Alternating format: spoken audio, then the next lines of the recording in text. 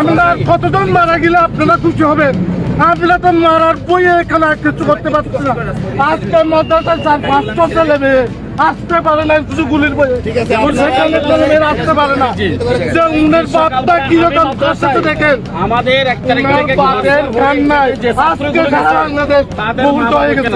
এখন স্যার আমরা এখানে শেষ পত্র এলাকার দায়িত্ব আমরা নেব এতটুকু, কিন্তু এখন আপনার পক্ষ থেকে আমরা চাই আমরা কোনো পক্ষ থেকে কিছু নাই, আমরা বলতেছি আমরা কোনো দলের না কোনো কারণ আমাদের ফার্স্ট ক্রাইটেরিয়া হচ্ছে এখানকার শান্তি নিয়ে করা, ঠিক আছে? আমরা অবশ্যই কাজ করবো ইনশাআল্লাহ। আমি কোনো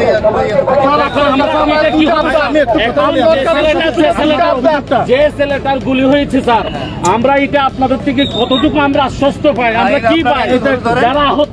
রাতভর আসলে গতকাল রাতভর আসলে এখানে সংঘাত সংঘর্ষ হয়েছে।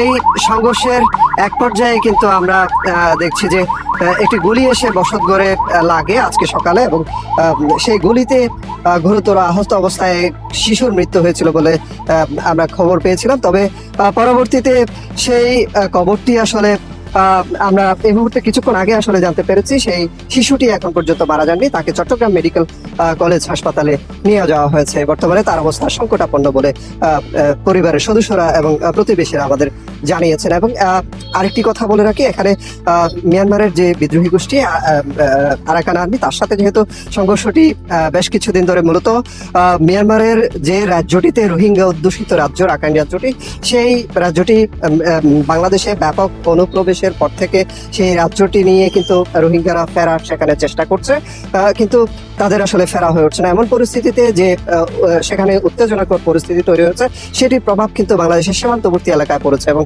এখানকার মানুষ কিন্তু আতঙ্ক। অবশ্যই হবে, ঠিক আছে? আপনারা শুধু আমাদের উপর ভরসা রাখেন, বিচার হবে।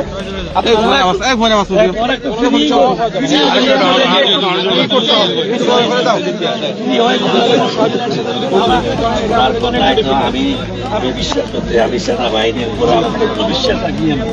তোমাদের এখন নেতা না থাকলেও আমি সাবেক, তোমাদের উপর আমার বিশ্বাস, ওনাদের বিশ্বাস আছে আমাদের গণতন্ত্র। আমাদের এখানে অন্তত প্রায় 60 জন মানুষ এখানে বসানো আছে। তারা এখানে রোহিঙ্গার মতো এদিকে চলে গেছে, এখানে রোহিঙ্গারা এখানে দখল করে আছে।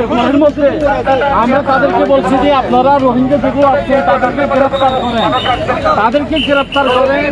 এখানে রুটের স্বাভাবিকভাবে অবস্থান আমাদের দায়িত্ব। এখানে আমরা অত্র এলাকার মধ্যে আমরা কিভাবে শৃঙ্খলা আনতে পারি দেখেন, কিন্তু ফার্স্ট টাইম হচ্ছে। আমরা চাই না আপনারা তাদের সাথে যুদ্ধ করেন, কিন্তু আমরা চাই এতটুকু রোহিঙ্গারা যেগুলো এখানে আসিয়ে দখল করে আছে, এগুলা আমি বলতেছি ইনশাআল্লাহ এইখানে আপনাদের এই যে এই জায়গাটা যেটা আছে অরক্ষিত বাড়িটা, আমরা ইনশাআল্লাহ আপনারা চিন্তা করেন না, আমরা কাজ করতেছি, এটা কাজ করতেছি, ধৈর্য ধরতে হবে, ঠিক আছে? এই ধৈর্যটা একটু ধরেন, ঠিক আছে? আপনারা আমাদের এখানে কোনো ইয়া নাই, আমরা কোনো গ্রুপকে ইয়া করি না, ঠিক আছে? আর্মি হচ্ছে কোনো গ্রুপের না। আমরা বাংলাদেশের আর্মি